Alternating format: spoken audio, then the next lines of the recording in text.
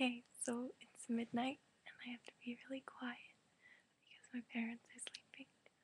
But I'm here to review a fan fiction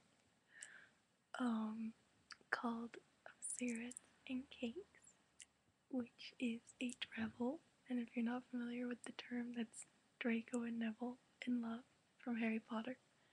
And it's written by an author called Glitter Scarves. And this is one of my favorite fan fictions because it's really cute, but it's not fluffy cute, it's kind of depressing cute.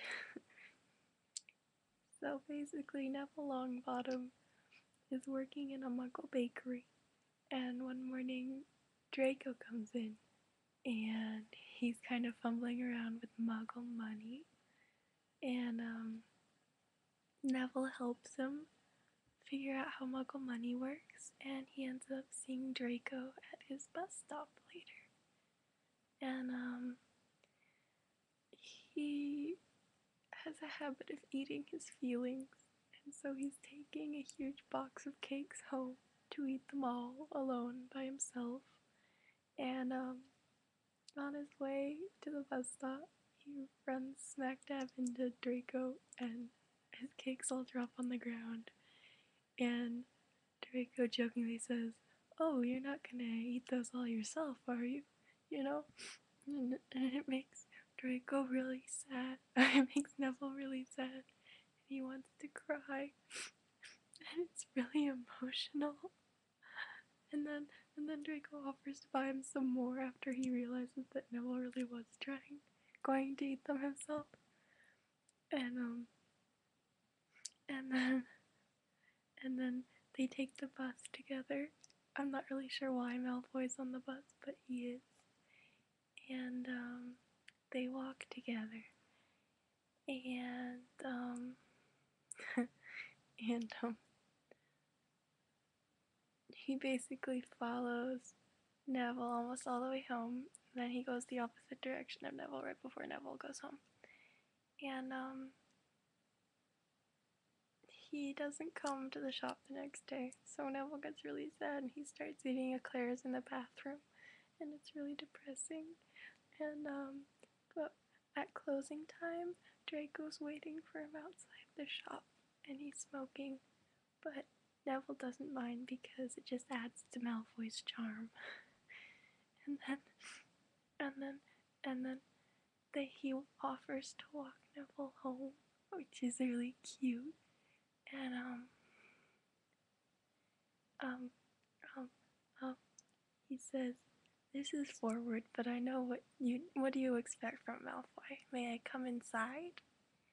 And so he comes inside, and Neville, and I quote, "thought carefully about whether he had left his underwear any obvious place, or his toothbrush on the coffee table, or if the mug he drank out of this morning was still on the mantle." It's really cute. And okay, I'm getting really emotional, but anyway. All of a sudden, he puts his hands up and he holds Neville's cheeks and he starts kissing Neville. And Neville hadn't been kissed since he was 16, and Ginny kissed him out of pity. And and it's really cute. And then they start getting naked, and this is one of my favorite lines. Under normal circumstances, Neville will be mortified by his wobbliness, especially when compared with Draco's smooth flatness. But this was much too pleasurable. That is so cute. And then there's another part where he says, "Neville briefly considered how flabby his thighs were, but this seemed a minor point, with soft pink lips caressing his skin." It's really cute. And it's really cute because Neville's a virgin, and and I just have to pause to read the smut. The smut's really good. I'm not gonna read it aloud this time, but it's pretty good. But I love the occasional references to Neville's fatness in comparison with Draco's skinniness and how insecure Neville feels even while having sex. And it's really cute.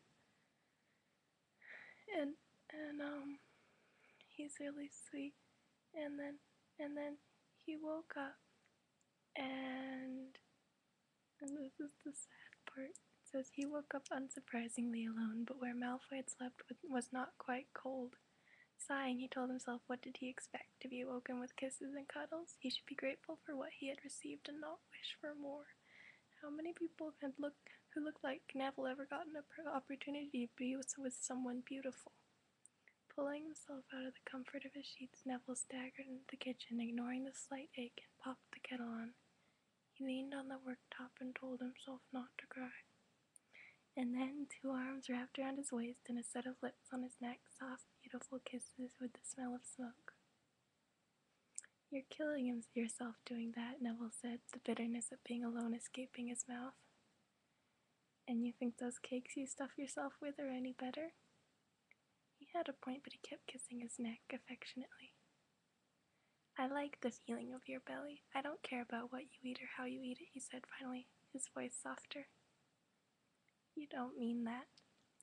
Neville, I have finally spent my life not meaning things. I've spent my life not meaning things. And then Neville says, this is my favorite quote, which I'm going to leave you with. I've spent my life eat things.